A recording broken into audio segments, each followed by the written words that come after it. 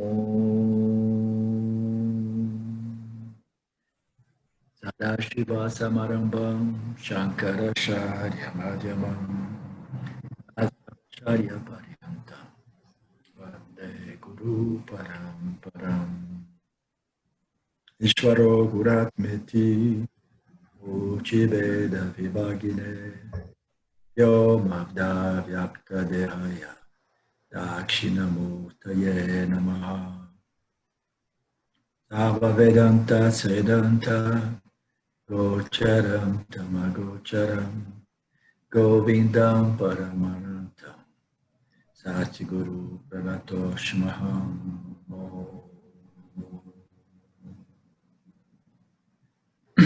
Om Shanti Shanti Om. O capítulo 6, dedicado ao tema da meditação, que é um tema tão familiar à maioria de nós no Ocidente, né? Quase todos nós no Ocidente entramos no mundo espiritual através da prática da meditação, né? Então, é muito comum isso no Ocidente. E diversas vezes vocês já talvez tenham me ouvido falar, vocês muito provavelmente já me ouviram dizer que a meditação, ela requer um objeto de meditação, né? Então, qualquer que seja a prática, requer sempre um objeto de meditação. E dentro do contexto védico, a meditação, o objeto de meditação é sempre Deus, Ishvara ou Brahman, né? O Ishvara 1 ou Ishvara 2. Ishvara unmanifest ou Ishvara manifest, como o Lord, né, deste universo. Então, dentro do contexto védico, a meditação é sempre uma sadhana, uma prática cujo objeto de meditação é Deus, Ishvara, Brahman, um dos dois, né? Nirguna Ishvara, Ishvara livre, né, dos efeitos de Maya, não colorido pelas gunas, Nirguna ou Saguna Ishvara, que é Ishvara colorido pelas gunas, né? Com propriedades e atributos que são decorrentes dos gunas, né? Das qualidades, das três qualidades. Então, vamos entrar no capítulo da meditação, mantendo isso em mente, né? Que a meditação dentro do contexto do Vedanta, do contexto védico, é sempre uma meditação sobre alguma forma de, algum simbolismo, algum símbolo de Ishvara ou de Brahman.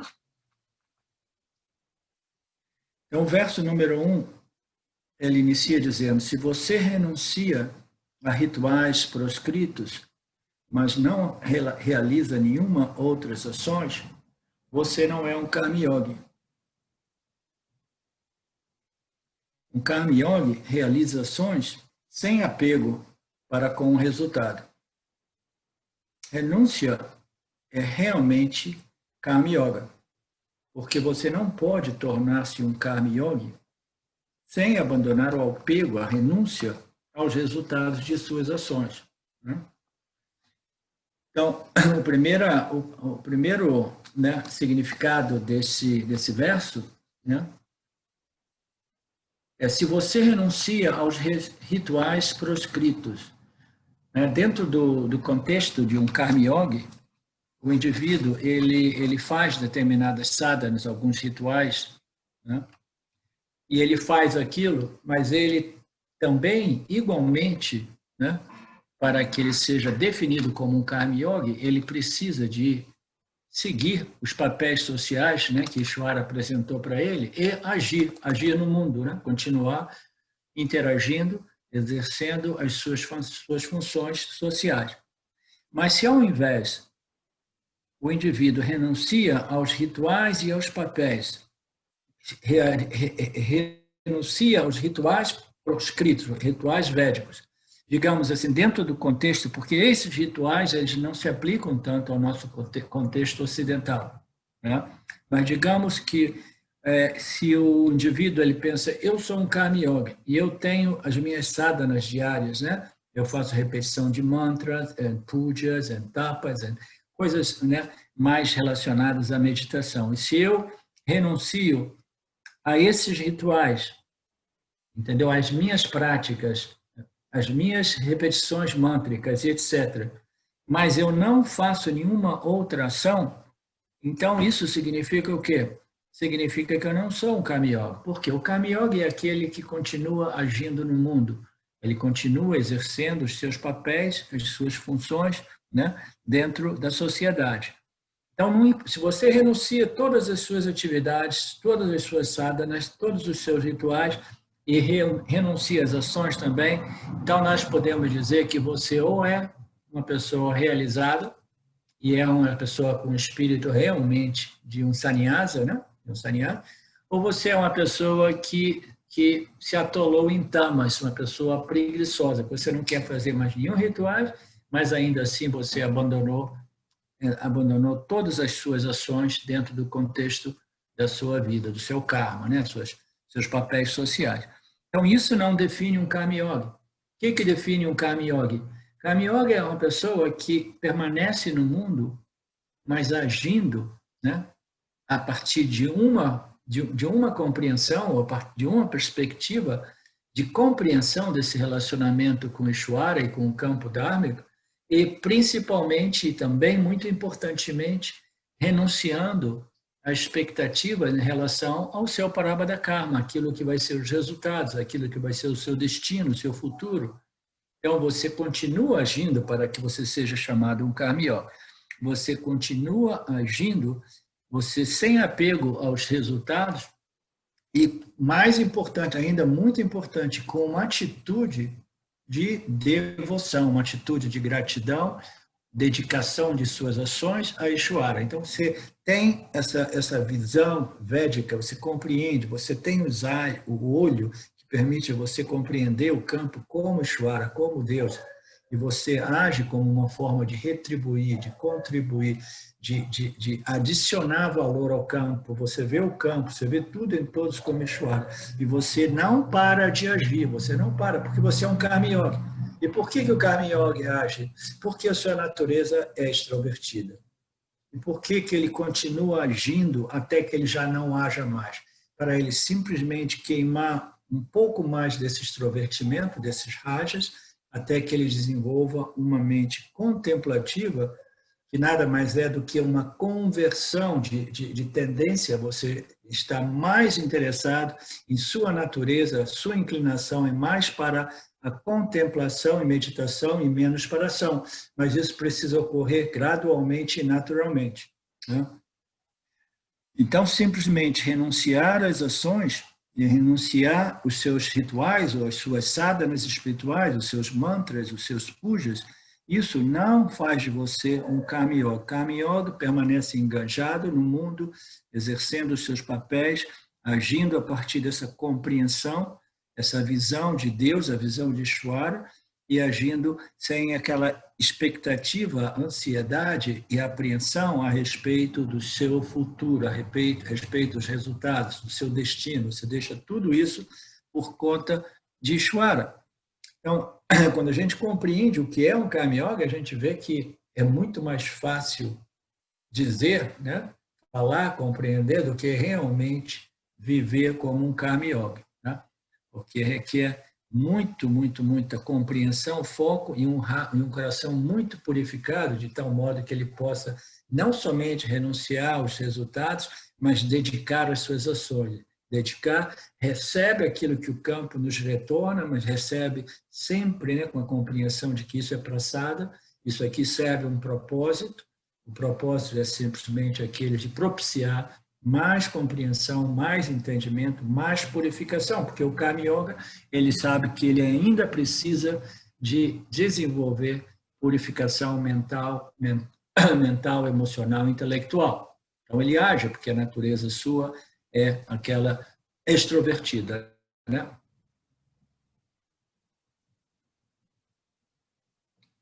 Um Karma Yogi realiza ações sem apego para com o resultado. A renúncia é realmente Karma Yoga. Então, Karma Yoga, você já deve ter ouvido falar, Karma significa ação, Yoga se refere a uma determinada atitude. Essa atitude tem dois aspectos. Uma é aquela total despreocupação a respeito dos resultados das ações, e a outra é uma atitude de devoção que vem junto com a ação de dedicação, de contribuição para o campo, compreendendo que o campo nada mais é do que Ishvara, os outros seres nada mais é do que Ishvara. Então, essa dupla atitude, a atitude de total desprendimento, total não expectativa ou aceitação daquilo que a vida manda como os resultados de minhas ações, e, ao mesmo tempo, aquele espírito, aquele coração realmente grato e devoto, dedicando as ações com esse espírito de amor e contribuição. Né? Então, isso eu acho, essa é a parte yoga do Karma Yoga. O karma é mais a ação e a logística, o racional, né? A teoria, a compreensão, o conhecimento dessas leis kármicas, entendeu? Ação e resultados de ações, causa e efeito. Né? Então, essa compreensão dessas leis que governam o campo são importantes, dessas leis físicas, psicológicas, éticas, morais que regem esse campo, e essa atitude, né, de desprendimento e, ao mesmo tempo, de devoção e de entrega e dedicação da ação para o campo. Isso é uma atitude, é um estilo de vida extremamente espiritual, potentíssimo, que é totalmente diferente da ideia de abandonar as ações completamente ou passar o dia inteiro agindo, pensando que eu vou salvar o mundo, entendeu?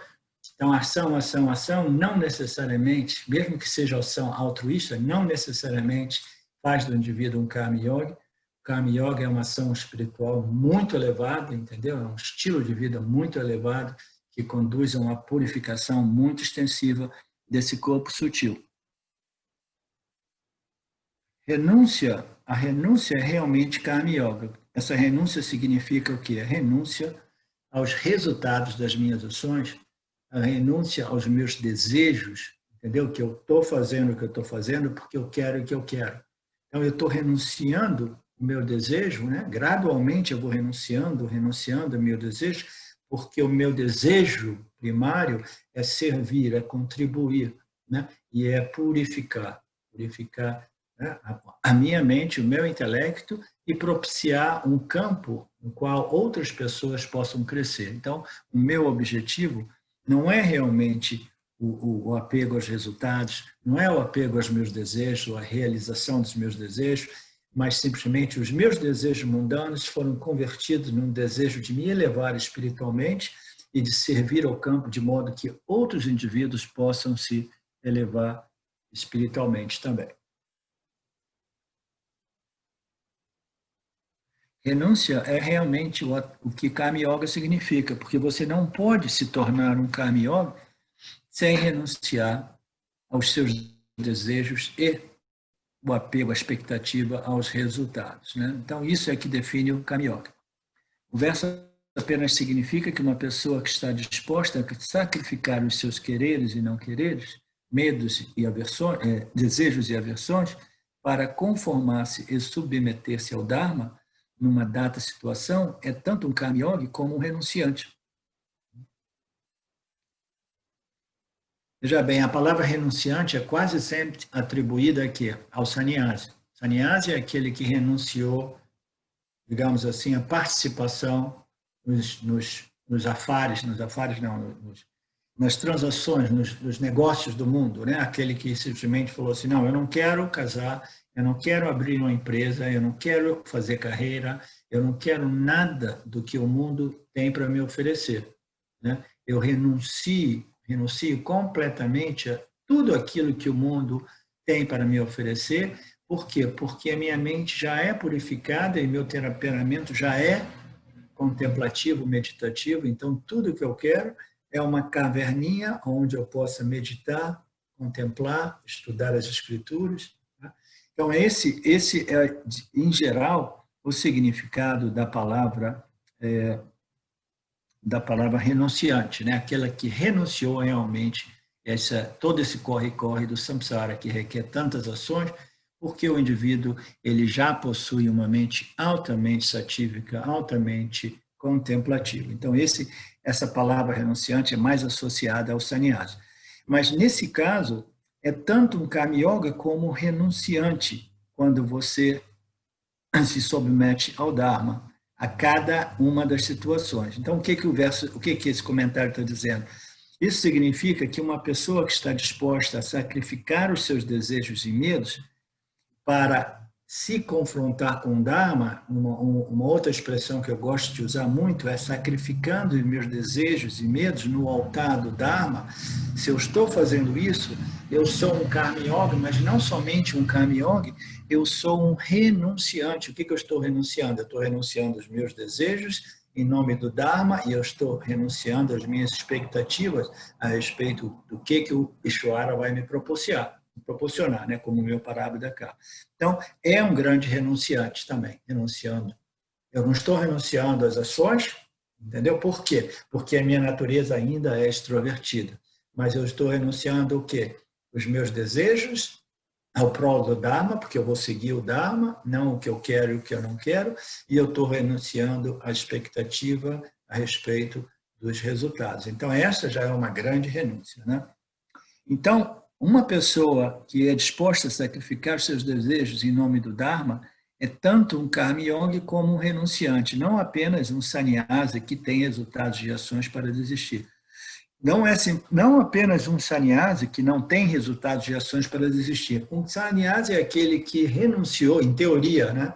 Nós vimos, eu fiz alguns comentários sobre isso nesse último weekend, né? Que não sempre os sannyasis que nós encontramos nos ashrams, eles são realmente contemplativos. Existem muitos sannyasis que ainda possuem muitos desejos, né? Muitas energias, muitos rajas dominando suas mentes, né?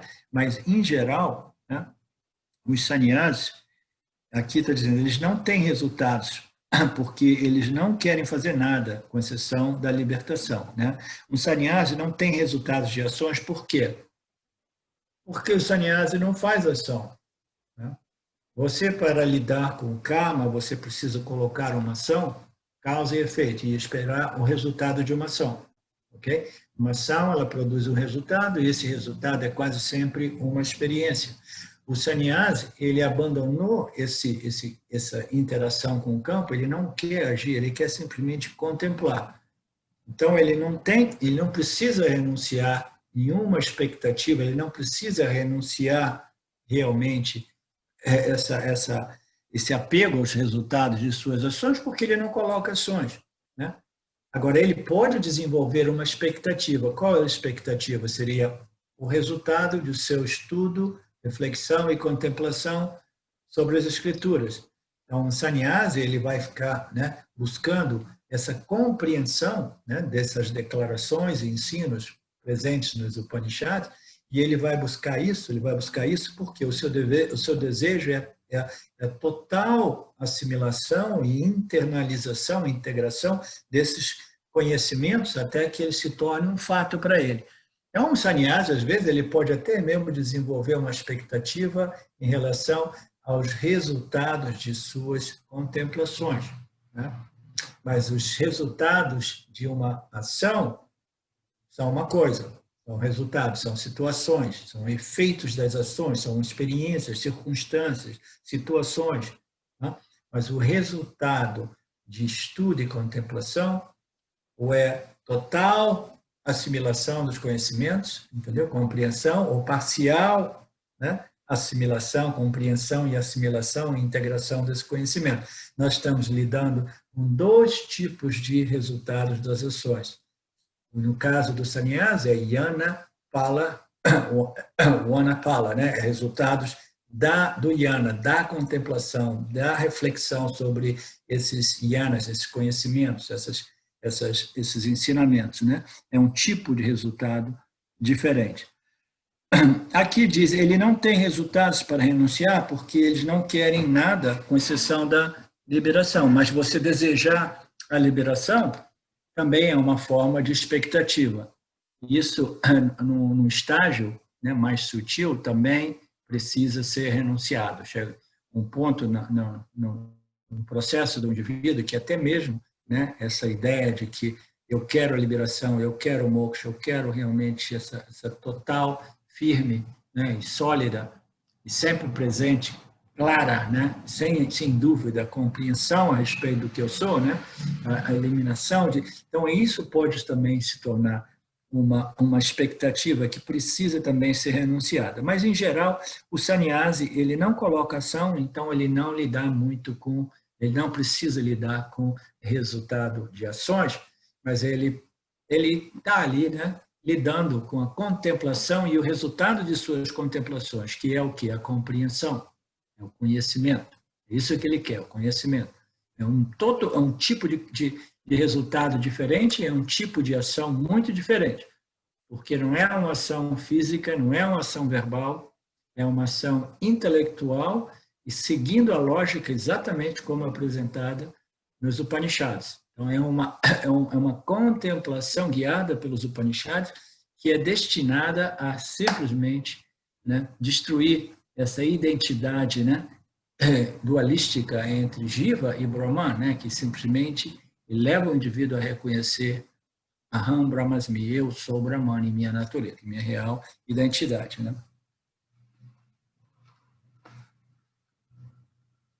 Fazendo o que tem que ser feito, independentemente dos quereres e não quereres de alguém, é a diferença entre a Karma Yoga e um Karma Yogi, a Karma Yoga e Sannyasa. Né? Então, fazendo o que tem que ser feito, independentemente dos meus desejos e aversões. Então, de novo, o Karma Yoga, ele age, o Sannyasa não age, ele contempla, o Karma Yoga, ele age, né? E ele age em total disregard, em total, como é que se diz? Eu fiz uma aula de inglês hoje, agora o meu português está meio embrulhado. Ele age sem nenhuma ansiedade, apego, expectativa a respeito dos seus resultados, né? Então, essa renúncia é Karma Yoga.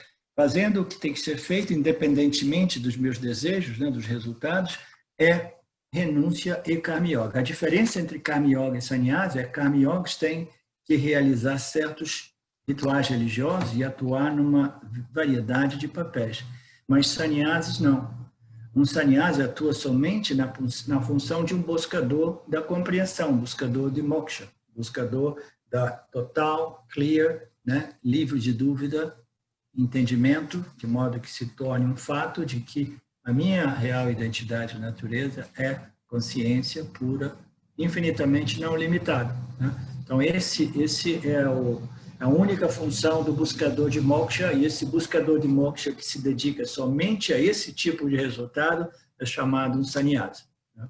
Já o Karma Yoga é aquele que realiza papéis sociais, realiza rituais, realiza sadhanas, né, práticas espirituais, né, e com uma variedade de papéis que, às vezes, é como ser um malabarista. Né? A gente tem que ficar, né, se equilibrando no meio de samsara, convertendo as nossas atividades sociais, mundanas, em práticas, em sadhanas espirituais. Né? Então, não é fácil.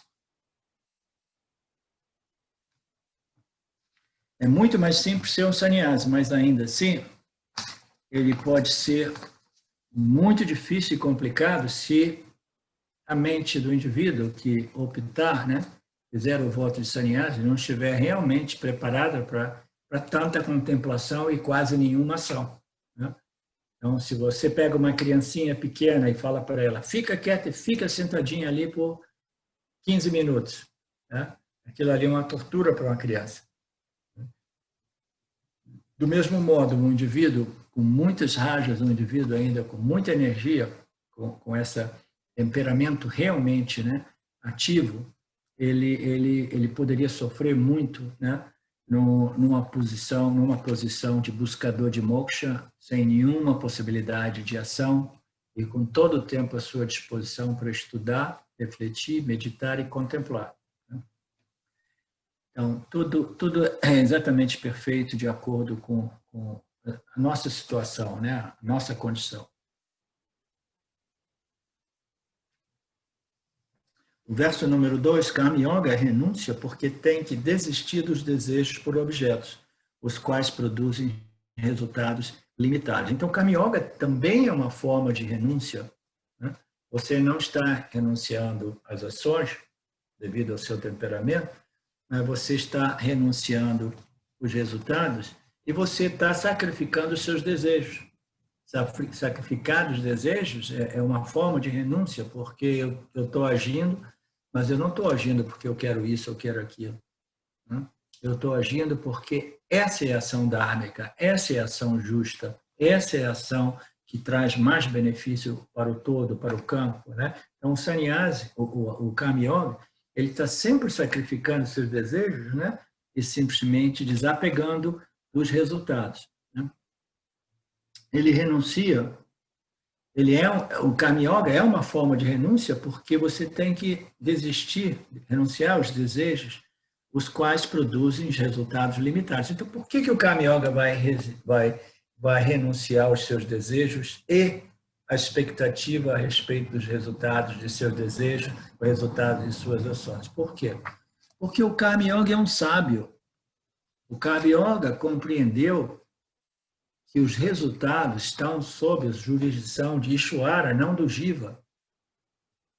Ele compreendeu o sistema.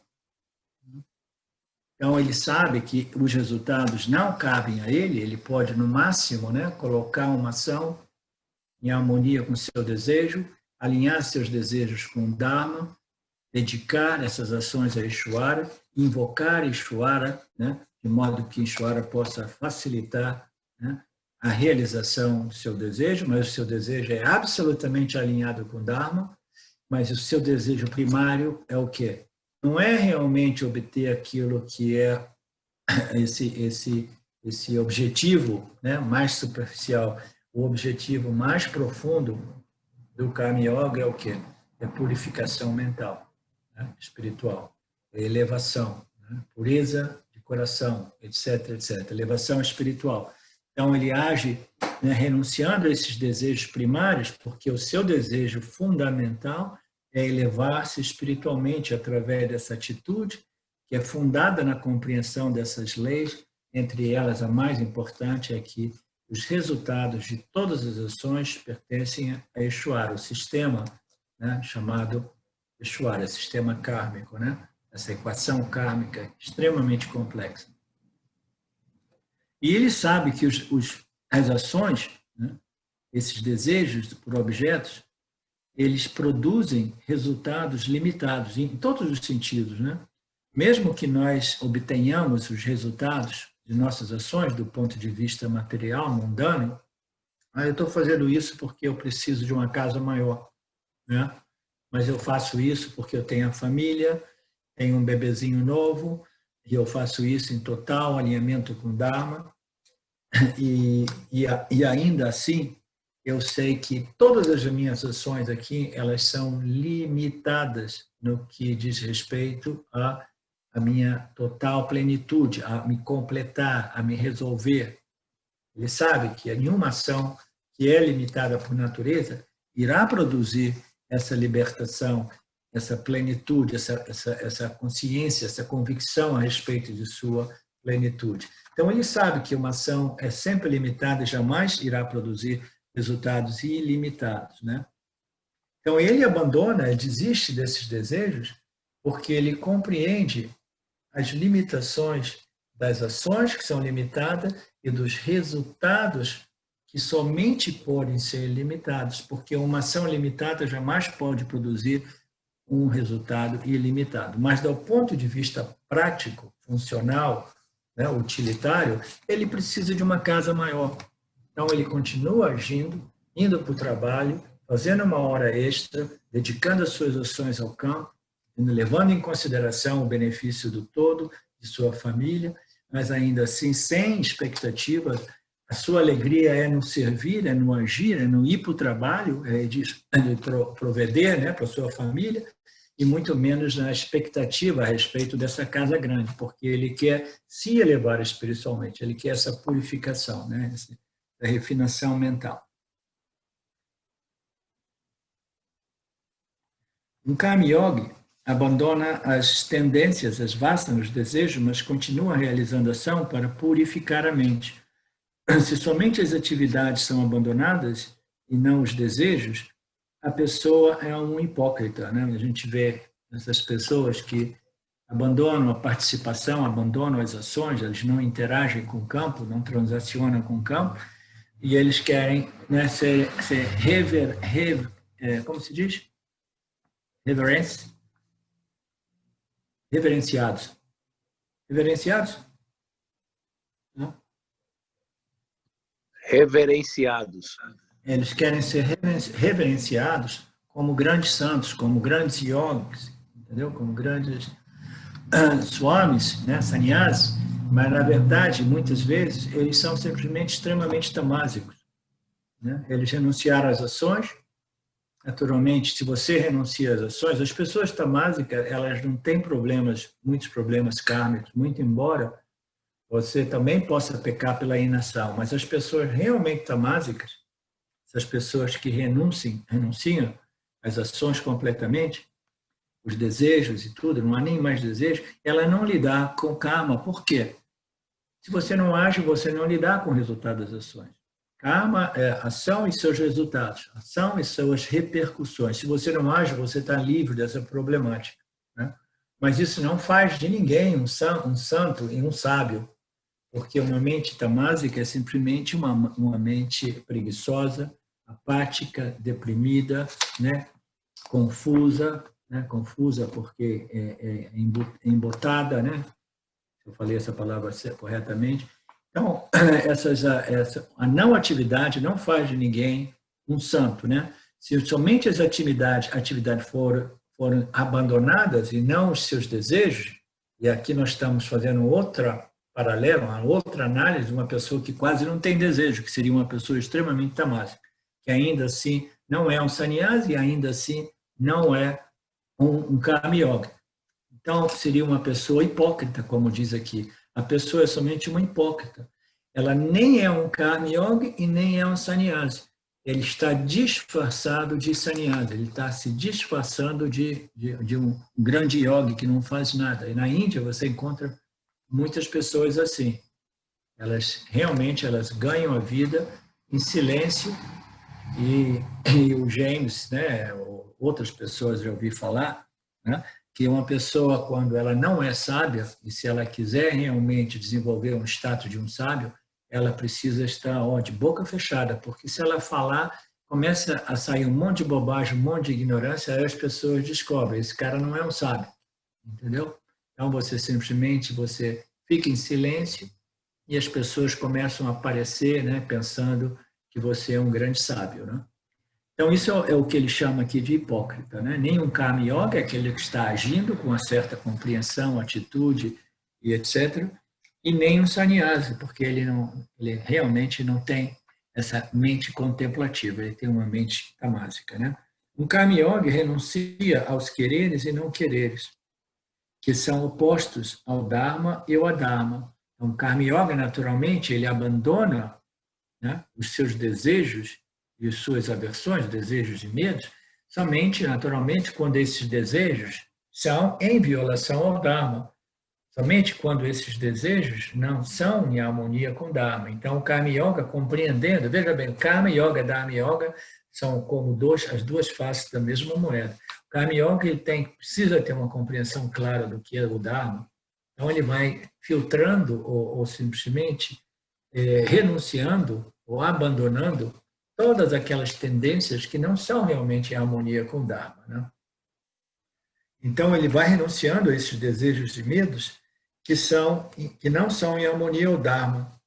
Um sannyasi desiste tanto do desejo das vasanas como da ação, por ser desassociado à noção de que eu sou um executor de ações.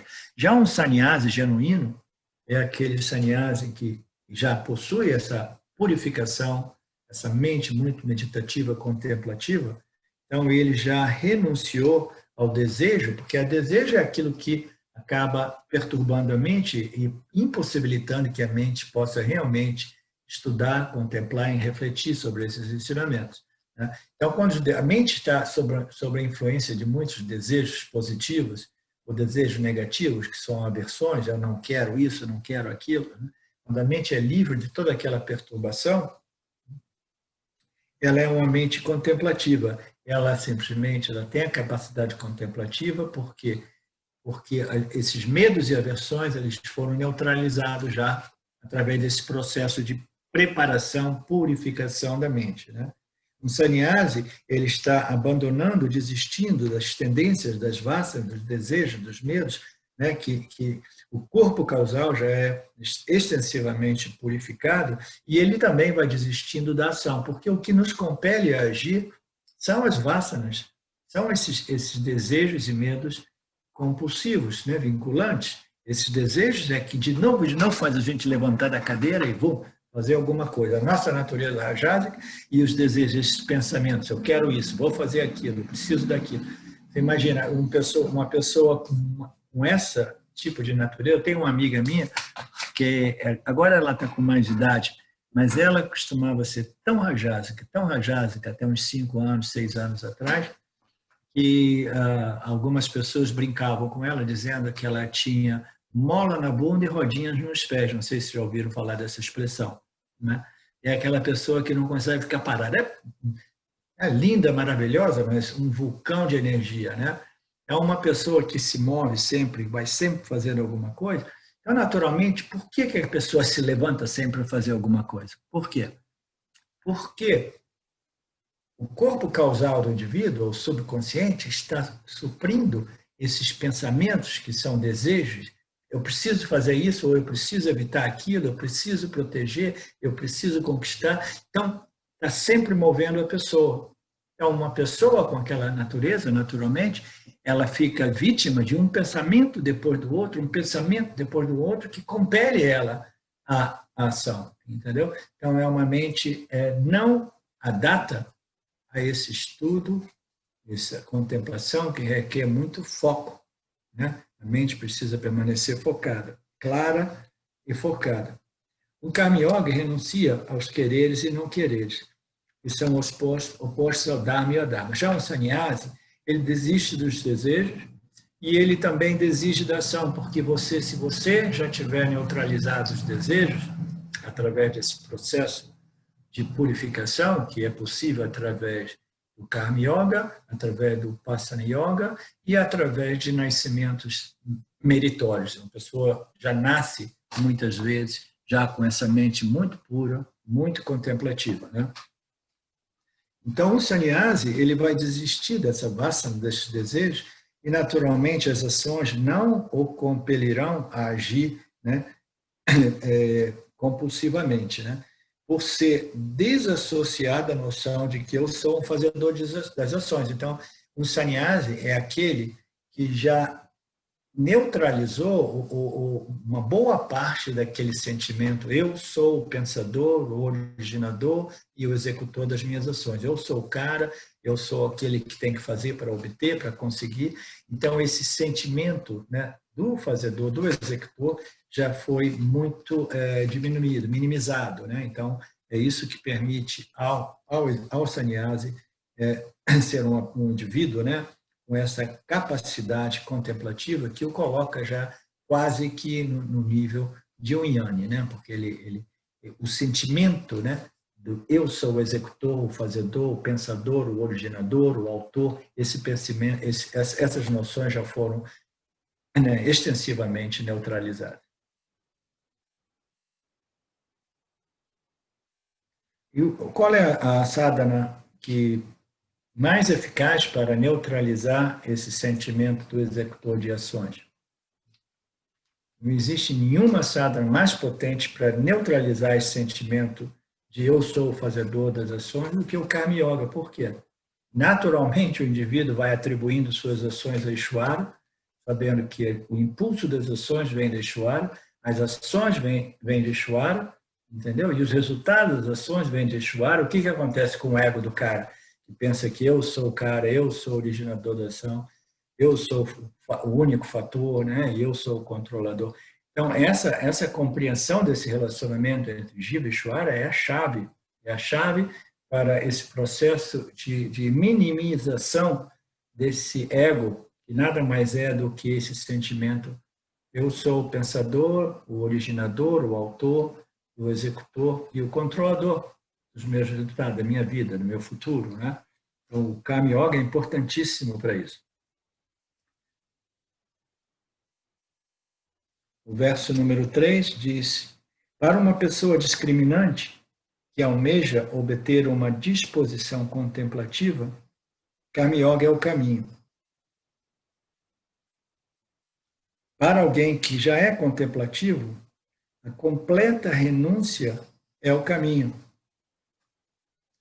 Veja que interessante. Para uma pessoa discriminante, o Karma Yoga, eu tinha mencionado, o Karma Yoga é já uma pessoa sábia, né? Uma pessoa que possui muita sabedoria espiritual. Ele compreendeu Ishvara, compreendeu as leis que governam o campo, o relacionamento dele com Ishvara, né? Então, é uma pessoa que sabe discriminar entre Dharma e Adharma, né?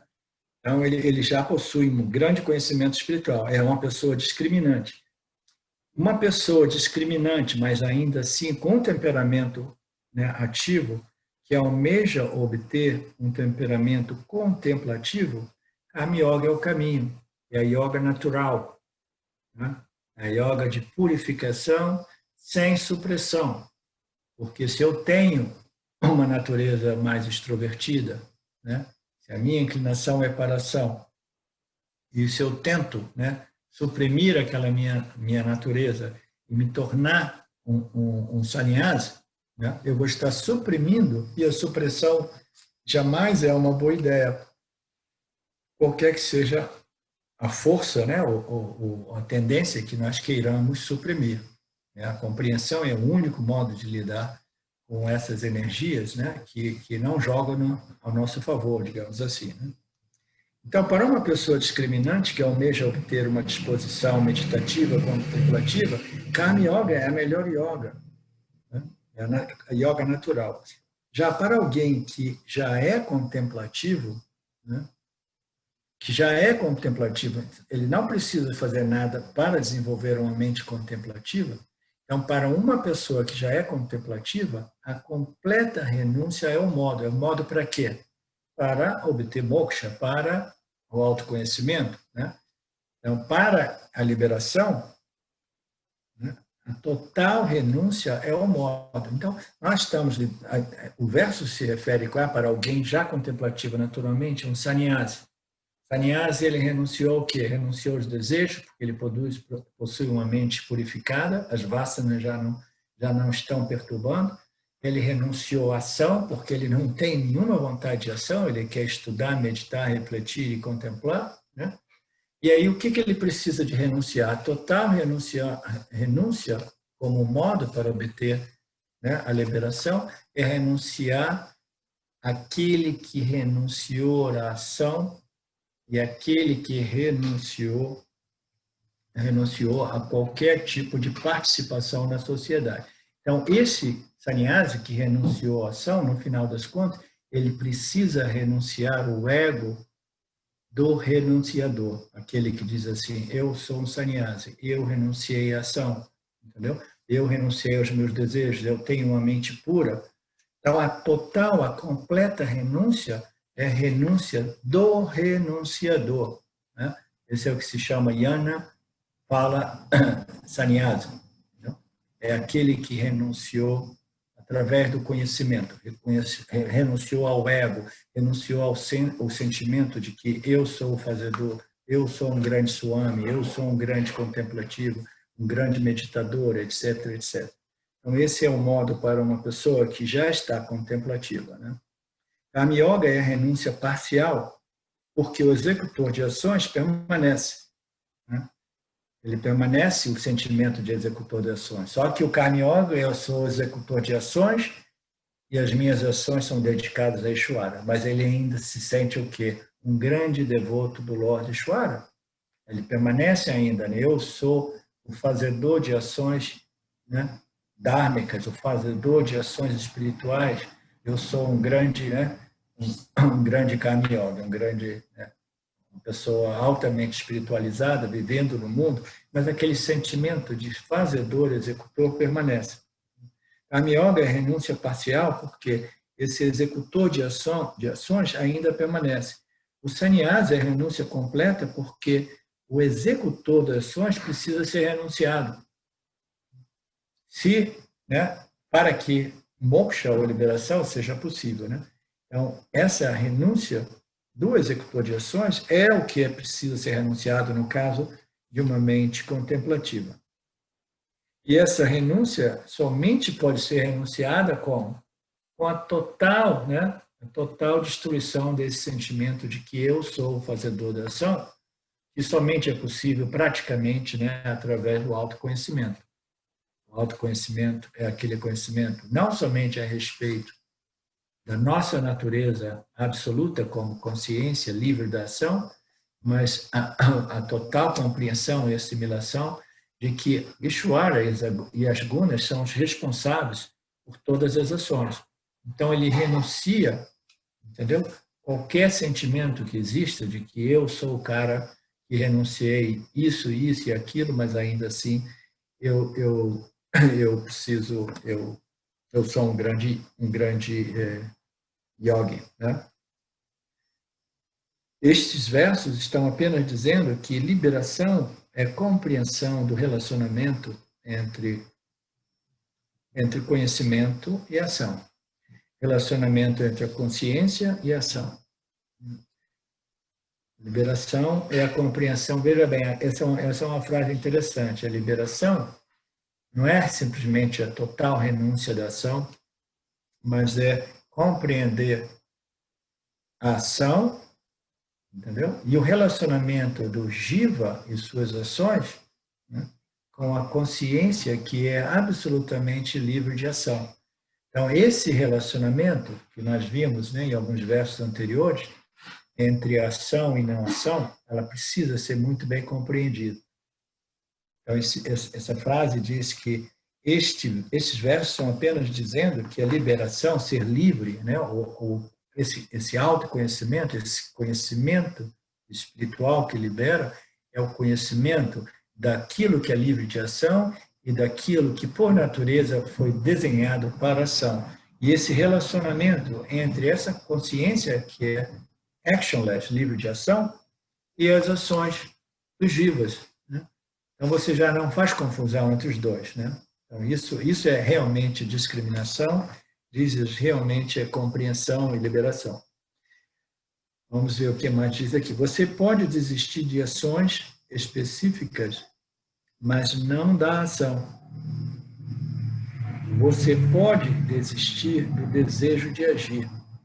Você pode desistir daquele para quem a ação é um problema, através da compreensão da natureza da ação e da inação. É o mesmo conceito.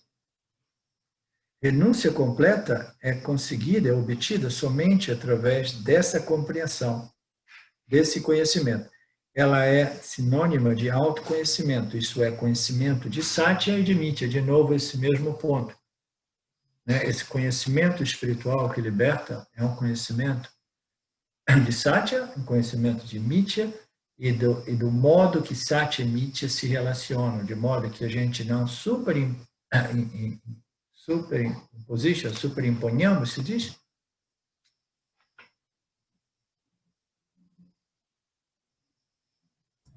Sobrepor. De modo que nós não sobreponhamos, de modo que nós não sobreponhamos Satya em Mithya ou Mithya em Satya, porque isso aqui que muitas vezes é o obstáculo maior, né, para a total apreciação desses conhecimentos espirituais. É a sobreposição de Satya e Mithya em Satya, porque a gente não tem esse conhecimento completo. Às vezes o indivíduo tem um conhecimento maior sobre Satya, né, mas ainda assim, não compreendendo Mithya, ele às vezes ele faz confusão. E ele sobrepõe Satya e Mithya, e ele pensa que em Mithya, né, tudo é aparentemente real, né, existe, mas não existe, etc, etc. Eu sou Satya, portanto, eu posso me comportar de qualquer modo em Mithya, porque eu não sou o Jiva, eu não sou simplesmente a consciência. Então, essa confusão, essa sobreposição, muitas vezes é o que impede o indivíduo de realmente desfrutar desse conhecimento espiritual completo, né? Aqui diz, você pode desistir do desejo de agir, né? Você pode desistir da ação, né? Eu não vou agir. Hoje eu não vou comer o doce, a sobremesa, né? eu não vou comer, não vou comer, não vou comer. Aí depois, depois de trabalhar tanto essa vássana do doce, depois do jantar, você consegue desistir do desejo, né? O desejo pelo doce. Né? Você desistiu da ação de abrir a geladeira e comer o doce, você desistiu do desejo de comer o doce, né? E você pode até mesmo desistir daquele cara para quem essa ação é um problema. Né? Então você pode continuar a renunciar a tudo isso através de quê? Da compreensão da natureza da ação e da natureza da inação.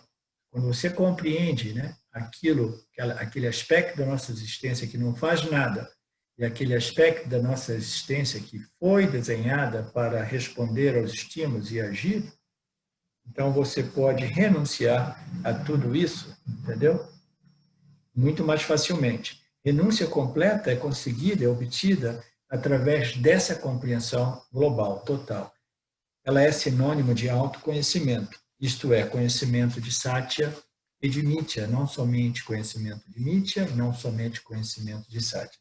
Alguém tem alguma questão a respeito desse ponto, dos últimos versos? Dá para fazer um comentário, Arlindo? Sim, rapidinho. Eduardo, naturalmente. Essa passagem toda do capítulo 6 aí me lembra, tem um colega aí que é cristão, né, que faz umas relações com o cristianismo, me lembra muito uma passagem de Lucas, onde João não, Lucas, né, Jesus é recebido na casa de uma moça que se chama Marta e ela tem uma irmã chamada Maria, que é a vida ativa e a vida contemplativa. Então a Marta recebe Jesus na casa, mas está fazendo todos os afazeres ali para atender bem o mestre, fazendo comida, limpando a casa, e Maria só está sentada ouvindo Jesus, contemplando Jesus. Aí a irmã Marta, que está fazendo o trabalho, diz assim: mestre, por que você não manda ela me ajudar? Aí Jesus diz para Marta assim: Marta, Marta, você te ocupa e te preocupa com muita coisa, quando só uma é necessária. Maria escolheu a melhor e isso não lhe será tirado. Quer dizer, essa é a relação da vida ativa e da vida contemplativa. Muito bacana. Olha, eu acho que eu vou acabar tendo que entrar nesses versos, né, do Testamento, né, em torno ao cristianismo, porque tem muita coisa linda, né, Eduardo? Muita coisa linda, muita coisa linda. Muita coisa bacana, hein? Então, a mente contemplativa é o nosso objetivo intermediário, né? Porque a gente sabe, sem essa mente, né, contemplativa, silenciosa, né, o autoconhecimento é quase impossível, né? Então, é o nosso objetivo primário, o intermediário, né? E aqueles de nós que já possuímos essa mente contemplativa, né, a gente não obteve essa mente contemplativa simplesmente por acaso, né? Porque esse é um sistema, né?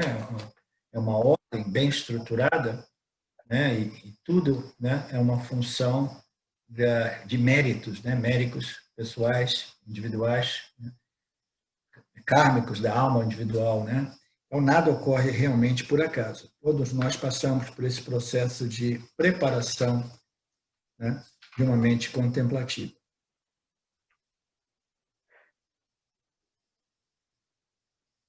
Então, a pessoa autorrealizada. Verso número 4, você atinge a liberação quando você não mais está apegado aos objetos dos sentidos ou à ação, e você remove a causa do desejo. Então, a libertação, ela só é possível quando você não mais está apegado aos objetos dos sentidos. E você não é mais vítima desse impulso de agir. Então, você renunciou aos objetos, você neutralizou esse impulso pela ação, e você, nesse processo, você neutraliza até mesmo a causa do desejo e da ação. A causa do desejo e da ação, na linguagem vedântica, nós chamamos de vasanas, né? Isso é quando esse processo de purificação, ele cria, ele vai se espalhando, né? Ele vai criando raízes, né, digamos assim, no corpo causal, e aquelas vasanas, né, que impelivam, né, o nosso corpo sutil, a nossa mente consciente, né, constantemente, né, forçando ela, perturbando ela com desejos e compelindo ela a agir, fazer alguma coisa. Então, quando essa causa do desejo, que são as vasanas, né, já foi purificada. Então, significa que nós purificamos não somente o corpo sutil, mas nós fizemos um trabalho de preparação, purificação, no qual o nosso corpo causal, né, o corpo onde todas essas vasanas, essas tendências, né, a pensar, sentir e agir, já foram também extensivamente purificados. Então, a libertação somente é possível quando essa purificação ela se estendeu, entendeu? Aos 3 corpos. O corpo físico também desenvolve uma certa equilíbrio, né? Um equilíbrio natural, né? Fisiológico, etc. Saúde física, né? Saúde mental, equilíbrio mental, emocional e força, né? Intelectual, foco, clareza, né? Intelectual, sátiva. Então, quando tudo isso se desenvolve, né? Tanto o corpo sutil, físico é beneficiado, o corpo sutil, como também o corpo causal, né? Porque esse é um sistema, né? Esses 3 corpos, eles são retroalimentados. Nós começamos esse processo de purificação dos 3 corpos, né, através da compreensão. Mas a compreensão precisa ser, nesse caso, associada com as ações de um Karma Yoga.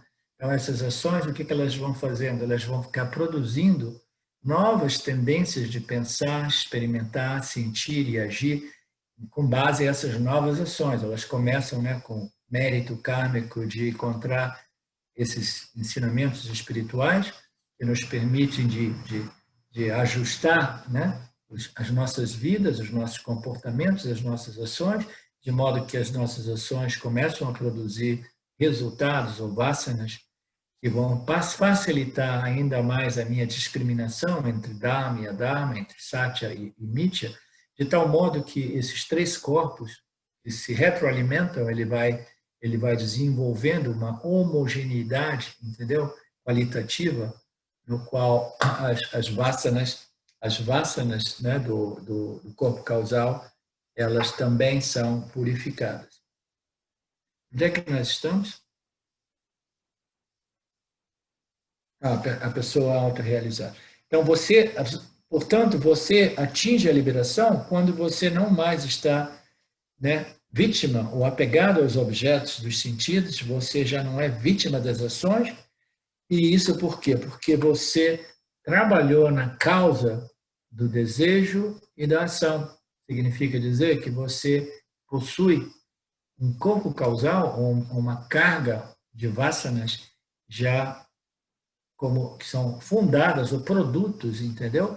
Desse conhecimento. São vasanas fundadas nesse conhecimento espiritual. O difícil no início é quando nós submetemos nossas mentes, nosso intelecto, né, a esses ensinamentos, nós permanecemos sob a pressão de vasanas, muitas vasanas, essas vasanas construídas, todas elas em torno à total ignorância espiritual, entendeu? E essas vasanas, elas ficam fazendo pressão, né, no nosso intelecto, na nossa mente, uma pressão.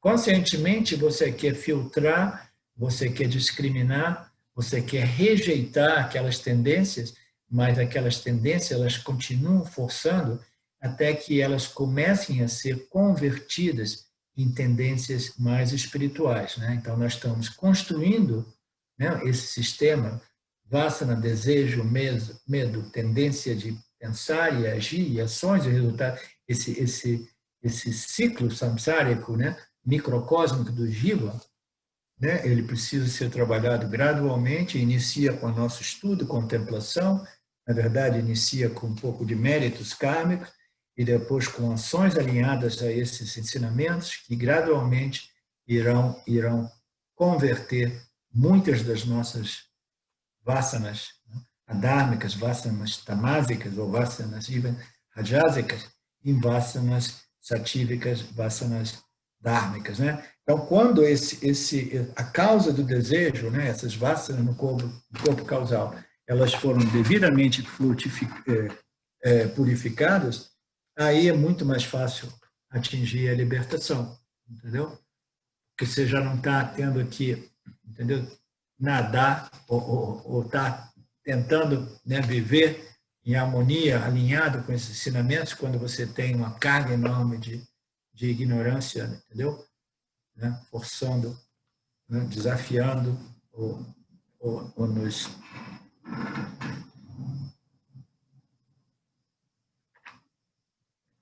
compelindo, né? A de novo trair esses conhecimentos, né? Esses conhecimentos espirituais.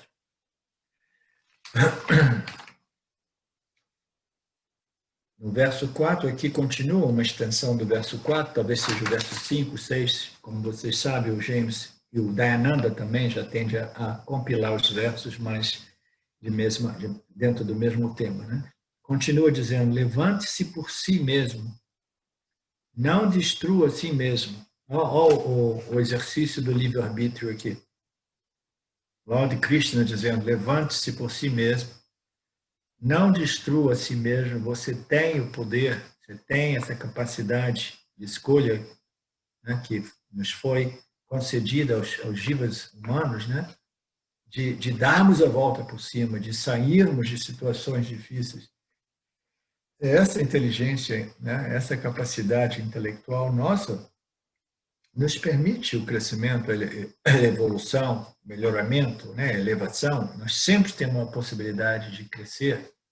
E isso somente é possível através do nosso esforço pessoal. Por isso que o Krishna diz, levante-se por si mesmo, ninguém vai te levantar aqui. Entendeu?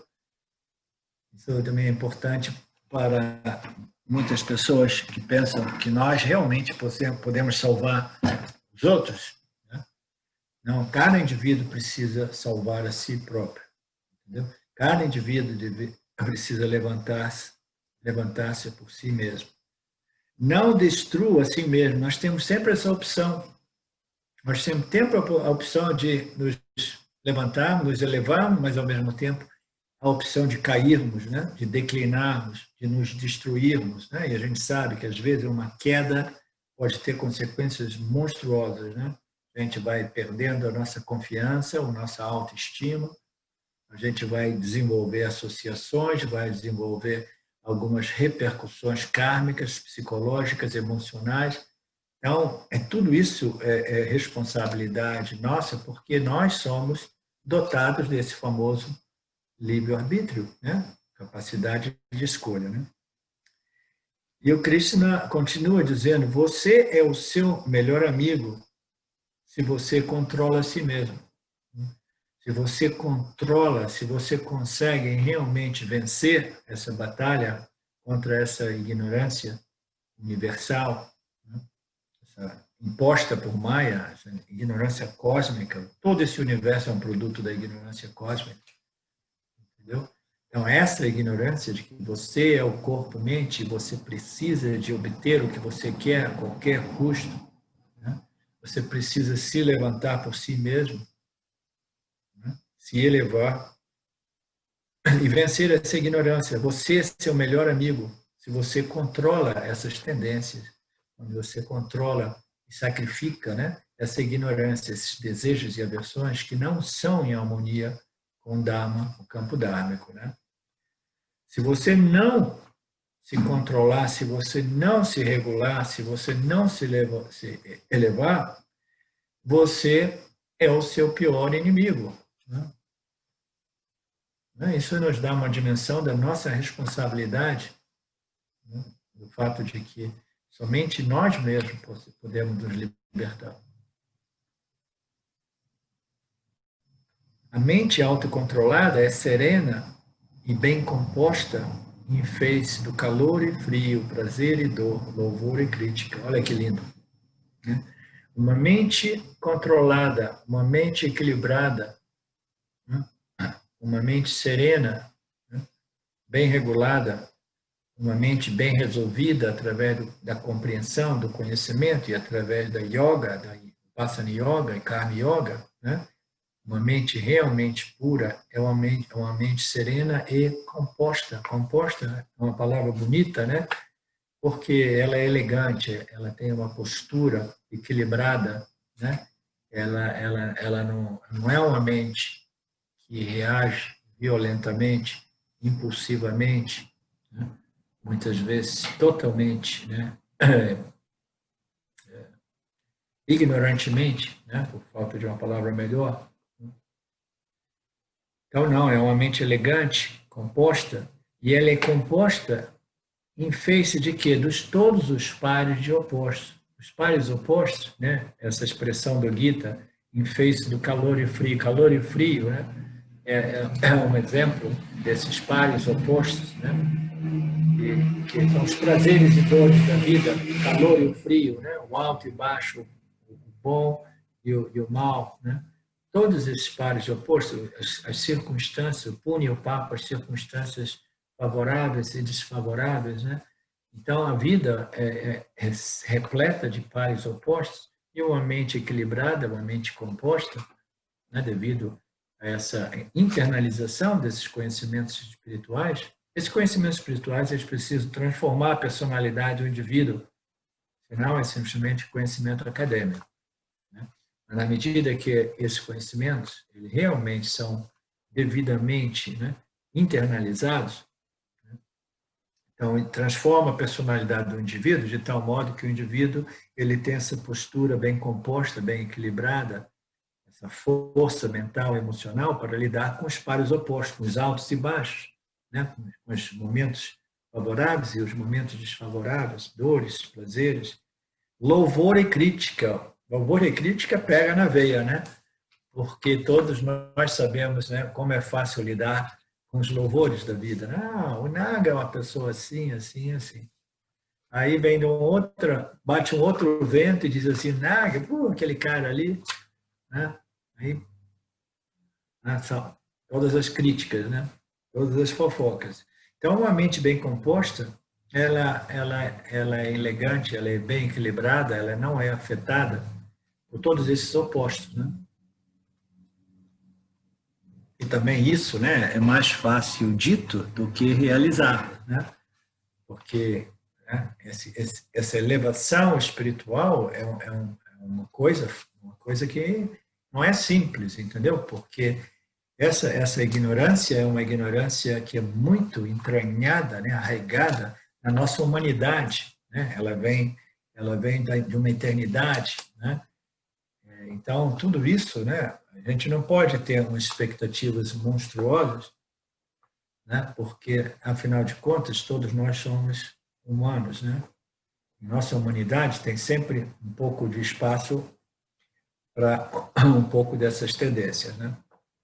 Mas, em geral, o Yanni é aquele que possui essa força mental, emocional, intelectual, que permite a ele esse equilíbrio, essa postura bem composta e serena, né? E calma e focada. Olá, Mauro! Carmen, é muito tempo que eu não via vocês. Hoje tem uma galera legal aqui. Uau, tem 30 pessoas. O Marcelo, ele conseguiu juntar um grupo grande hoje aqui. Ele fez uma campanha mediática intensa.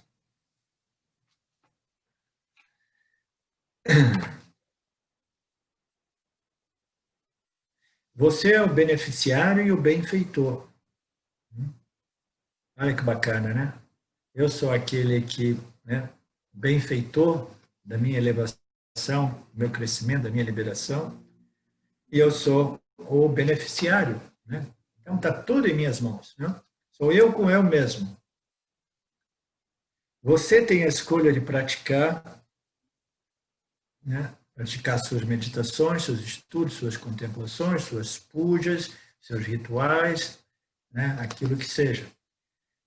E você tem a liberdade de dizer, não, eu não faço nada, vou ficar o dia inteiro assistindo Netflix, né? É uma opção para cada um de nós. Para sair da salmoura samsárica, você precisa questionar a sua vida, o seu estilo de vida, os seus valores, né? Fazer esse inventário dos nossos valores, de tal modo que eu possa realmente reorganizar minhas vidas de acordo com esse objetivo espiritual, né? Então, uma revisão e um inventário muito honesto, né? Importantíssimo, né? Para sair da salmoura samsárica, você precisa questionar a sua vida, os seus valores. Para sair, você tem que apreciar seu desamparo em certas situações. é bacana também, né? A gente precisa compreender a nossa impotência diante, né, de Ishvara, né? Porque a vida, ela é o que é, e quem somos nós para julgar Ishvara e dizer, pô, Ishvara, isso não podia estar acontecendo com o mundo, né? Não, a gente tem que ter a capacidade de aceitar de modo apreciativo o nosso desamparo e a nossa impotência diante a certas situações que são além da nossa compreensão, né? A gente, não. Agora Ishvara me decepcionou, porque isso não poderia estar acontecendo na minha vida, né? Não. Né? Para sair dessa salmoura, a gente precisa compreender tudo isso. A gente tem que parar de tentar consertar as coisas, consertar o mundo através da ação. Não diminua a si mesmo. Você tem estes poderes para usar o poder de pensar, de obter informações, de investigar, blá, blá, blá, blá, blá. O verso número 8. Você é o autorrealizado quando você não mais tenta conectar os sentidos com os seus objetos. E a mente fica estática, porque ela sabe que ela é o ser. Esta mente não vê diferença entre um torrão de terra e um pedaço de ouro. Elevada é a mente que não vê diferença entre um amigo e um inimigo, um santo e um pecador. Nossa, agora Lord Krishna alçou a barra da auto-iluminação, da auto-realização, né, da liberação, né? Levantou mesmo, né? Você é autorrealizado quando você não mais tenta conectar os sentidos com os seus objetivos. Até aí tudo bem, né? Não, eu sei, eu sou a consciência, a minha natureza é pura, é plena, inteira, completa. Nada pode ser acrescentado, nada pode ser subtraído de mim, porque eu sou a totalidade, eu sou o substrato. Portanto, eu já não tenho essa tendência natural de tentar, né, conectar os meus órgãos sensoriais, a mente dizendo vai e conecta com isso, obtém aquilo, evita aquilo. Então, essa tendência de ficar, né, manipulando, né, os seus órgãos sensoriais e conectando ou desconectando de um objeto ao outro, de acordo com os meus quereres, meus gostos e desgostos, que são muito voláteis, né, muitas vezes. Então, isso é compreensível que um autorrealizado ele já não tem essa tendência de querer conectar os sentidos com os seus respectivos objetos. E esse autorrealizado, ele possui uma mente que permanece estática, ela fica estática. Estática significa uma situação semelhante àquilo conhecido por nós como samadhi, né? É uma mente em silêncio, uma mente que simplesmente aprecia a sua existência, sem que existam aquelas vozes, aqueles pensamentos que dizem, mas você tem que obter aquilo também, o silêncio não basta, a paz não é suficiente, né? Não, você não pode ser satisfeito com você mesmo. Você vai ser satisfeito só depois que você abrir aquela geladeira e comer aquele doce, né? Você não comeu ontem. Então, todos esses desejos, né, fazem com que a mente ela permaneça sempre engajada com um desses objetos, né, um desses pensamentos. Mas uma mente estática é uma mente que é o quê? É uma mente que está feliz com si própria, com sua própria existência, com a sua própria natureza. Isso nada mais é do que um samadhi natural, conhecido como, né, tecnicamente, como Sahaja Samadhi. É um samadhi no qual o mundo, né, permanece, os objetos permanecem, mas a mente ela permanece estática, ela não se sente aquela atração magnética que os objetos produzem, na maioria das mentes, uma força magnética de atração ou repulsão, ela já não existe na mente desse autorrealizado, né? A mente permanece estática. Né? Por quê? Porque ela sabe que ela é a totalidade. Ela sabe que eu sou o ser, eu sou pleno. Né? Então, essa mente permanece estática. Né? Ela não é mais sob o efeito de ragas e diveshas, né? Essas energias que perturbam a mente. Então, esta mente, tal mente, não vê diferença entre um torrão de terra e um pedaço de ouro. Aí é que eu falei que o Krishna alçou a barra mesmo, né, do autorrealizado. Ele diz, essa mente, ela vai olhar por um torrão de terra e um pedaço de ouro e vai permanecer indiferente a ambos, né? Então, isso requer realmente um super samadhi, né? Está naquele samadhi que, entendeu? Isso ocorre muitas vezes, né? O que é difícil levantar a barra é imaginar que uma pessoa permaneça sempre naquela condição estática, que nem mesmo uma barra de ouro tira o indivíduo daquele estado estático mental, entendeu? De simplesmente assim, somente um outro nome e uma outra forma, né? Os seres humanos dizem que isso tem muito valor. Você permanece just vendo a barra de ouro passar assim, uma outra pessoa vai lá e pega, entendeu? Então, existe naqueles momentos, né, de mente totalmente, né, absorvida no ser, naquele estado de total plenitude, de livre de qualquer tendência por haver ou evitar, aí você pode até deixar passar a barra de ouro e não ver nenhuma diferença entre o cocô de gato ou a barra de ouro, né? Esta mente não vê diferença entre um torrão de terra e um pedaço de ouro. Elevada é a mente que não vê diferença entre um amigo e um inimigo. Nossa, né? Quem é que tem um inimigo? Se a gente tem um inimigo, se alguém tem um inimigo, a gente tem que pensar assim, putz, não, agora amar o meu inimigo, né? Eu acho que Jesus também falava disso, né? Amar o meu inimigo não é fácil, né? Isso aí é amor demais, né? Mas se o Lord Krishna está dizendo isso, é porque é possível, né? É possível que eu me eleve de tal modo que eu não vejo a diferença entre o bem e o mal, né? O amigo e o inimigo, né?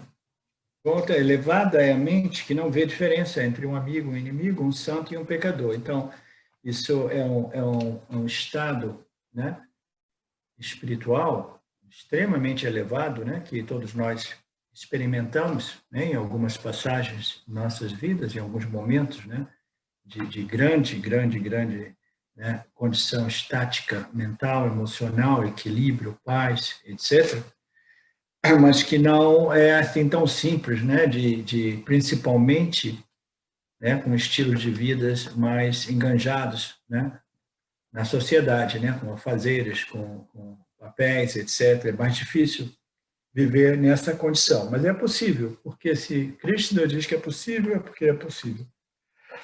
Então, conhecimento obtido da escritura é chamado Jnana. Vijnana é o conhecimento totalmente assimilado, isso é, as vasanas compulsivas, essas vasanas, né, vinculantes, foram neutralizadas completamente. Então, esses gostos e desgostos, né, eu gosto das pessoas boas, eu não gosto das pessoas ruins, né? Eu gosto do meu amigo, mas eu odeio o meu inimigo. Então, esses gostos e desgostos, eles gradualmente eles vão sendo mais e mais neutralizados.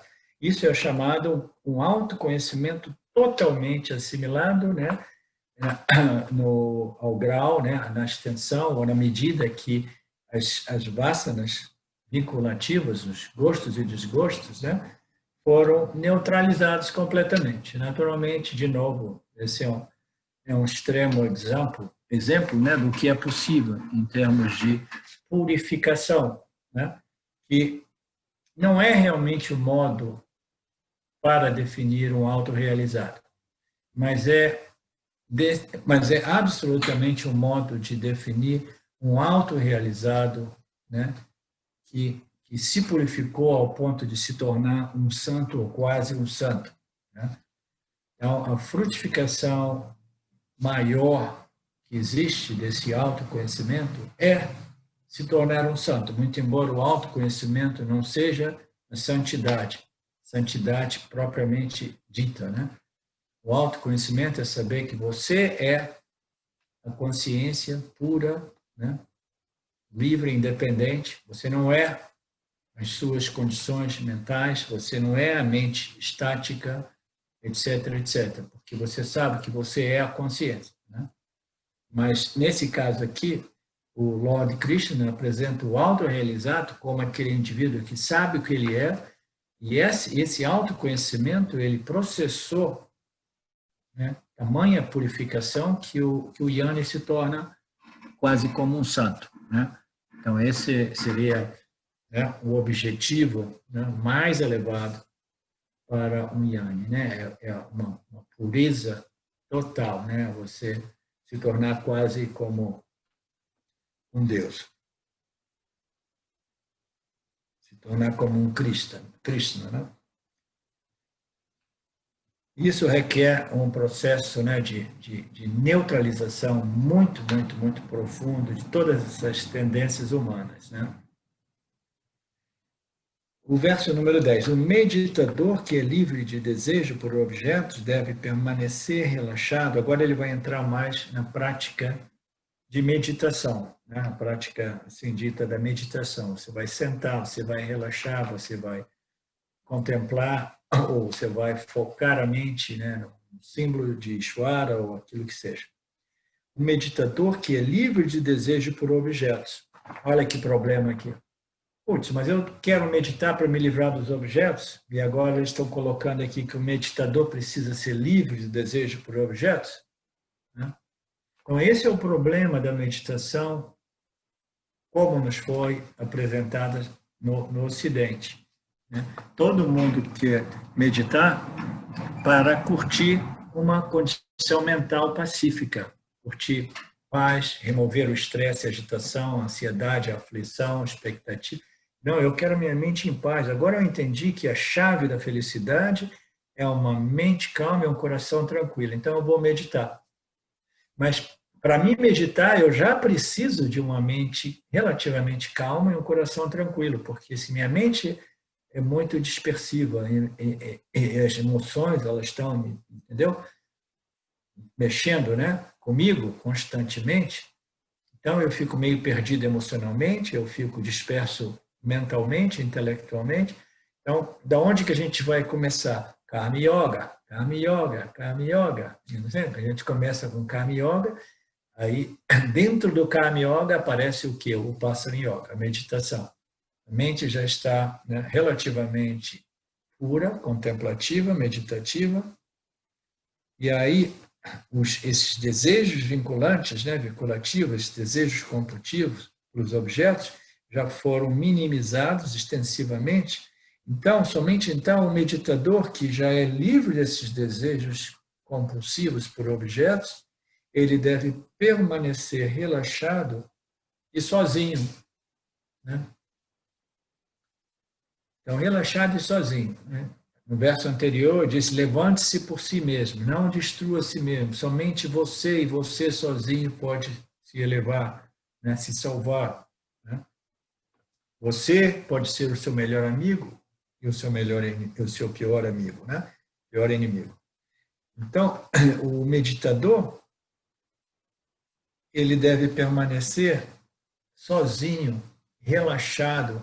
Por que essa palavra aqui, sozinho, é tão importante? Porque se a gente permanecer num ambiente onde existem diversas outras pessoas, entendeu? A tendência humana natural é o quê? É o relacionamento. Então, quase todo mundo se sente confortável com tititi, tititi, tititi, tititi, tititi, né? Então, não. Se você quiser realmente meditar, é melhor você fechar a porta do seu quarto por dentro, deixar um sinalzinho pendurado na parte externa, dizendo assim: trabalho em progresso, trabalho espiritual em progresso, não disturbem, né? Sozinho. Aí você permaneça sozinho. O primeiro passo é remover o mundo físico, né? As pessoas físicas do seu campo de contato. Aí depois é remover as pessoas que existem dentro de nossas mentes, essas associações. Você precisa depois desenvolver essa solitude, né? Ou solidão, ou solitude, não sei como vocês dizem, né? No seu silêncio, no silêncio do seu quarto, você sozinho, digamos assim. E naquele espaço, né, relaxado, uma mente já mais purificada, uma mente relativamente já livre de muitos desejos aflitantes, compulsivos, vinculantes, você permaneça relaxado, sozinho, e você constantemente você faça um esforço para unir a sua mente com o Brahman, com o ser. Aqui colocou o ser nesse verso. Seria interessante ver no verso original sânscrito qual é a palavra utilizada para esse ser lá. Mas, de modo geral, aqui é aquele mesmo conceito que eu coloquei antes. Dentro desse contexto védico, a meditação ela requer sempre um objeto de meditação, e para o Vedanta, a meditação é sempre uma concentração dualística, devocional em relação a Ishvara ou Brahman, ou uma meditação ou contemplação intelectual seguindo as lógicas apresentadas nas escrituras do Vedanta. Então, você pode meditar nos versos, nos ensinamentos, né, que revelam a natureza do indivíduo como o Brahman, ou você pode meditar de modo devocional na figura de Ishvara ou Brahman, entendeu? No aspecto emocional, bhakta de cada um de nós, uma imagem de Ishvara colorido pelas gunas, Saguna Ishvara, seja o Ishvara da sua preferência, seja Krishna, ou Vishnu, ou Shiva, ou qualquer Sarasvati, qualquer uma dessas divindades, você permanece focado naquele aspecto de Ishvara que é melhor representado por essa ou aquela divindade, né? Então, a mente ela vai permanecer focada ou no ser unmanifesto, né, assim por dizer, Brahman, ou no ser manifesto como uma desses representantes de Ishvara. A palavra ali é Atma, no original. Atma. No original é Atma. Então, ali se refere o meditador que é livre, obrigado, Roberto, Eduardo. O meditador que é livre de desejo por objetos deve permanecer relaxado e sozinho, e constantemente unir sua mente com esse eu, esse Atma, esse ser, eu existo, entendeu? Que a propósito é uma meditação potentíssima que era proposta por Nisargadatta Maharaj, que eu me identifiquei muito, eu fiz essa meditação proposta por ele por uns 10 anos, mínimo ou mais, né? Que é focar a mente nesse sentimento, pensamento, eu existo, eu sou, eu existo, o ser, o eu. Você pode dizer eu sou ou permanecer simplesmente eu. O que é esse eu, em outras palavras? Entendeu? Você não se define como eu sou isso ou aquilo, você permanece simplesmente eu, ou eu sou, eu existo, entendeu? É um foco muito grande nesse Atma, nesse ser, nesse eu, né? Self.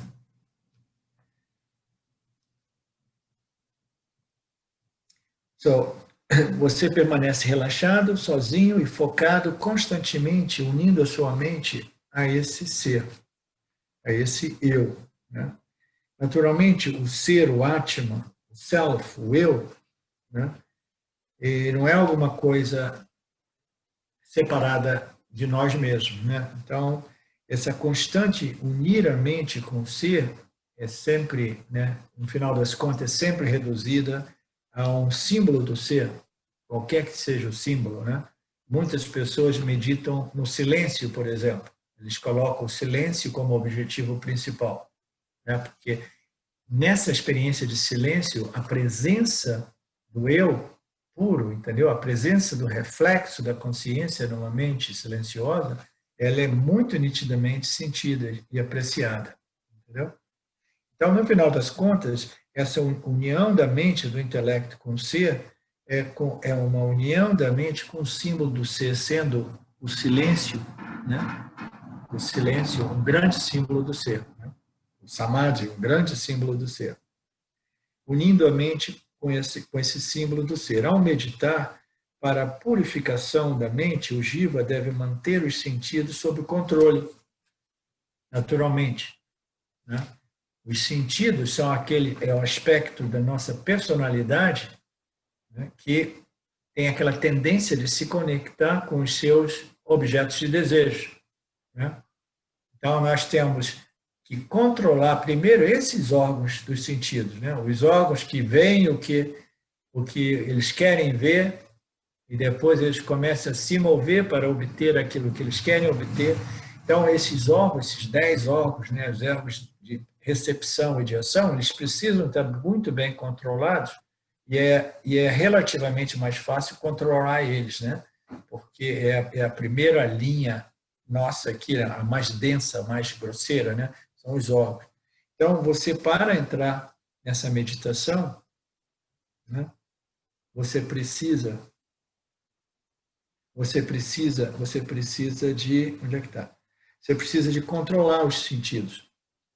A mente do Jiva deve manter os sentidos sob controle, bem regulados.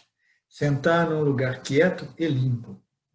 Quieto é muito simples, porque a meditação ela requer um ambiente com menos possível estímulo. Quando existe muito estímulo de barulho, de pessoas falando e tantas outras coisas, é muito mais difícil a gente desenvolver esse foco e essa apreciação por esse símbolo de Brahman ou de Ishvara, como, por exemplo, o silêncio, ou esse sentimento, pensamento, uma existência como Sat, a existência, eu existo, eu sou. Né? Então, tudo isso são objetos de meditações muito sutis. E se o ambiente estiver mais denso, com muitos barulhos, etc., Papaji costumava dizer, não, você para meditar no início, você precisa de realmente encontrar um ambiente favorável. Depois que você tiver a capacidade de meditar, né, de desenvolver essa habilidade, né, de permanecer, né, firme, absorvido nessa concentração, nessa contemplação, nesse foco, né, nessa mente estática, etc. Depois que você estiver naquela condição, aí você pode meditar até mesmo no mercado de peixe. O mercado de peixe é um bom símbolo, porque tem pessoas comprando e vendendo, e tem muitos cheiros fortes, e muitas vezes são cheiros não agradáveis, né? Então, se você realmente desenvolveu esse controle dos órgãos sensoriais, né, então os estímulos já não nos afetam, né? Mas até então você precisa manter os sentidos controlados, regulados. Você precisa sentar num lugar quieto e limpo, num assento firme, né? Essa questão da limpeza, né? Um ambiente desordenado, sujo, bagunçado, quebrado, é um ambiente que possui uma energia que já não é uma energia das mais propícias, entendeu? A essa harmonia interior. A harmonia interior, ela ressona também com a harmonia exterior. Então, o ambiente ele precisa ser harmonioso do ponto de vista físico, exterior também, né? Quieto, limpo. Aí você vai sentar num assento firme, porque se você senta nesses sofás modernos, né, você começa a afundar, reclinar, sentir dor nas costas, e daqui a pouco, quando você vê, você começa a sentir sono, né? Não, sente num assento firme, de tal modo que a sua postura seja aquela mais, né, favorável para esse estado mental. E, mais uma vez, você foca a mente no ser, foca a mente num símbolo do ser, já que a mente é o ser. Mas a mente é o ser, mas está sob o efeito de Maya, e ela pensa ser a personalidade, o indivíduo, o corpo, a mente. Né? Então, você precisa de focar a mente na noção, né, apresentada pelos Upanishads, de que a mente é o ser, ou, se não, um foco, uma meditação mais devocional para com Ishvara, um desses símbolos de Brahman manifesto, né, como o Lorde desse universo, né? Então, são meditações mais devocionais ou meditações mais realmente intelectuais, que são contemplativas, né, seguindo a lógica apresentada pelas escrituras do Vedanta. Quando a mente é pura, quando ela já não é mais vítima, né, ou perturbada pelos medos e desejos, ela permanece focada no silêncio e continuadamente contemple o ser. A liberação acontece quando a mente é completamente absorvida no ser. Então, isso aqui requer um pouco mais de desdobramento, né, de comentários, porque a liberação acontece quando a mente é completamente absorvida no ser. Essa mente completamente absorvida no ser pode ser muito facilmente confundida com uma mente em um estado de Nirvikalpa Samadhi, entendeu? Ou numa mente num estado de silêncio profundo, no qual não existe nenhum vritti, nenhum pensamento, nem mesmo o Brahmana, o Ishvara, o Krishna. Essa mente, naquele estado de total absorção no ser, é uma mente absolutamente vazia, né? E essa mente, o problema dessa mente extremamente vazia, o livre, né, o silenciosa, o livre de qualquer modificação dentro, né, da consciência dela, essa mente ela produz experiências místicas ou experiências divinas ou celestiais, entre elas amor, êxtase, o bliss, entendeu? E outros tipos de experiências, né, que são de expansão, de unidade, etc, etc. Então, essa mente, se o indivíduo for absorvido nessa mente, ele pode perder o ponto dessa contemplação, porque uma mente absorvida, criada, né, ela, nesse tipo de atmosfera, ela precisa continuar a promover ou enganjar esse vritti, entendeu? Essa contemplação a respeito de sua real natureza, entendeu?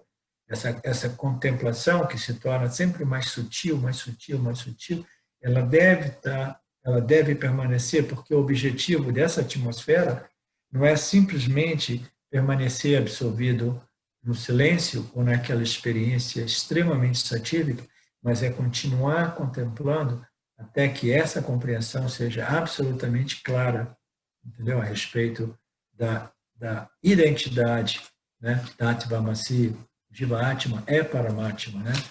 Então, essa contemplação ela precisa se tornar muito sutil, mas jamais ela deve ser abandonada. Existem pessoas em outros círculos espirituais que dizem que todos os tipos de vrittis, ou de pensamentos, ou contemplações, precisam ser abandonadas, né?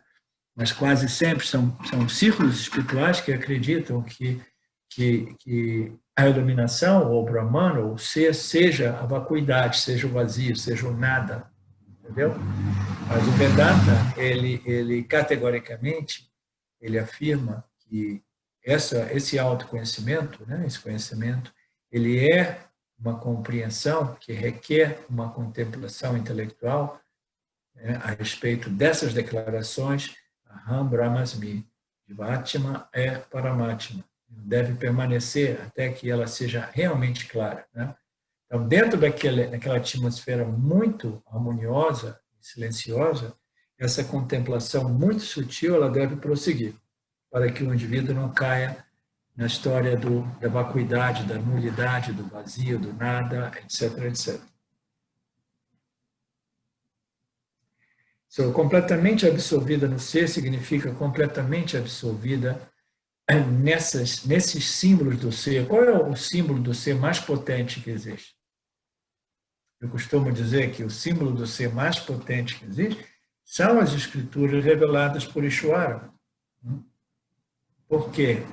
Elas são grandes representações de Ishvara, porque elas foram originadas por Ishvara e elas têm o potencial de revelar a identidade do Jiva como Brahman. Então, nós precisamos desenvolver uma relação com as Escrituras, sabendo que a Escritura é Ishvara, é o Lord manifesta em palavras, e essas palavras são como espelho que vão refletir para o indivíduo. O Jiva é Brahman, entendeu? Então, permanecer focado, contemplando nessas Escrituras, sabendo que as Escrituras também é o Lord, é o aspecto mais, né, sutil, porque somente através do conhecimento a natureza do Jiva, como o Brahman, pode ser realizada. Não através de experiências de vacuidade, nulidade, silêncio, etc.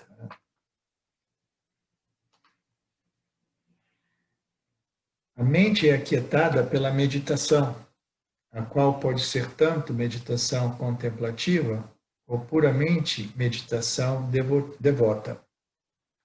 Meditação devota é sobre Brahmani, com qualidades. A devota, invariavelmente, o devoto é um devoto de Ishvara manifesta, Saguna Ishvara. Ishvara, como Krishna, ou Shiva, ou Vishnu, ou qualquer que seja a divindade de nossas preferências. Então, essa meditação devota é sobre Saguna Ishvara, o que é Ishvara com atributos de Maya, a Ishvara com determinadas qualidades, são concedidas por Maya, pelos gunas. Saguna Brahman, enquanto a meditação contemplativa é sobre Nirguna Brahman, Nirguna Ishvara. Então, essa contemplativa ela só pode ser realmente feita eficazmente seguindo a lógica apresentada pelos Vedantas. Existe essa outra linha espiritual, que ficou mais conhecida depois do Ramana Maharaj, que diz que não, você pode contemplar sobre Brahman, fazendo essa contemplação, essa investigação intuitiva, perguntando quem sou eu, quem sou eu, quem sou eu, quem sou eu, quem sou eu.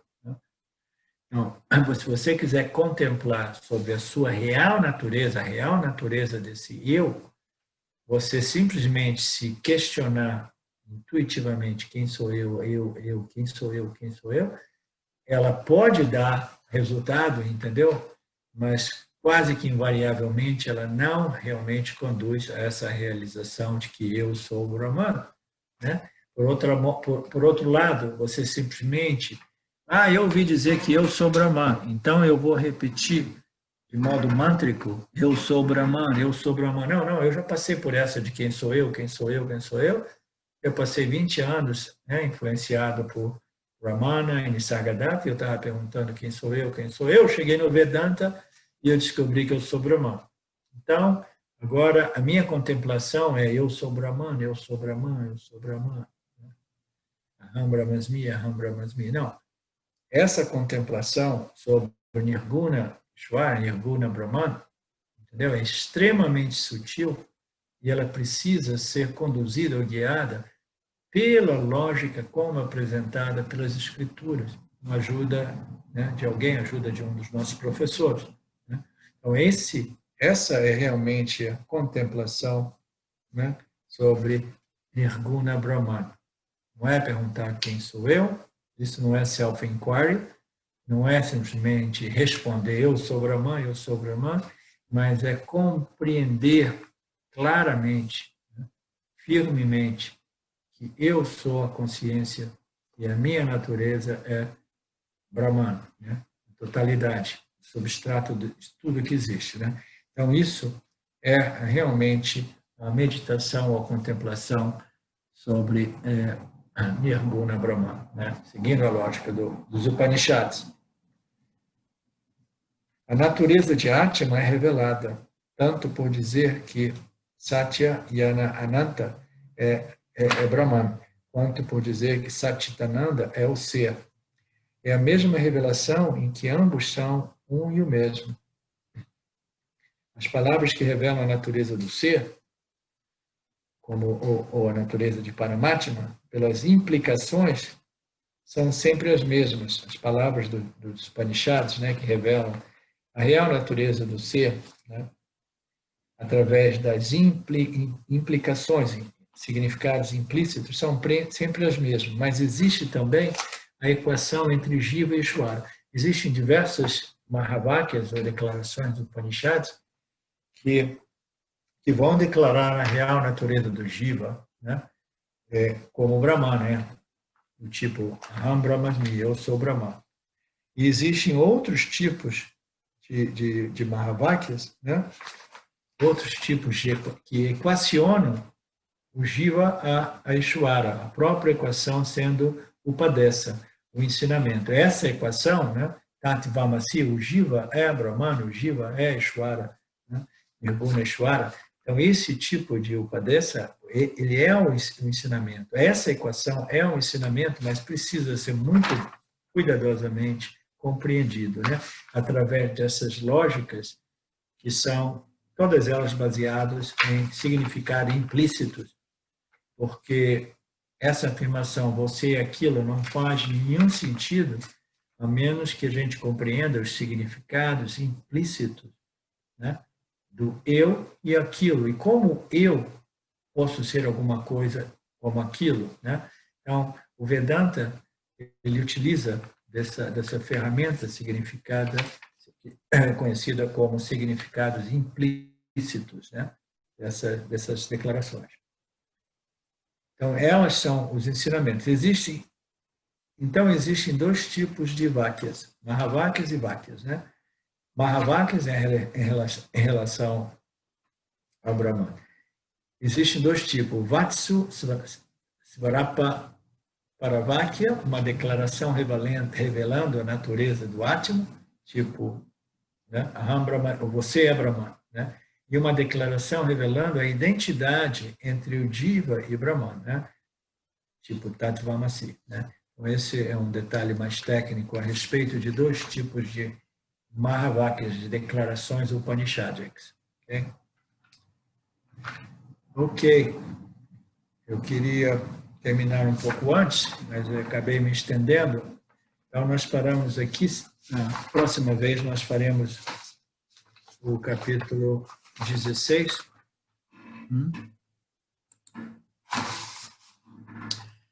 Alguém tem alguma contribuição? Alguma coisa alguma questão?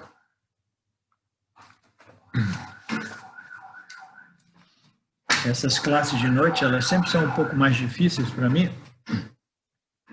E hoje eu fiz uma classe também a parte do dia. Mas eu espero que tenha sido proveitosa e útil. Om Purnamada Purnamidam Purnamudachyate Purnasya Purnamadaya Purnameva Vashishyate Om Shanti Shanti Shanti.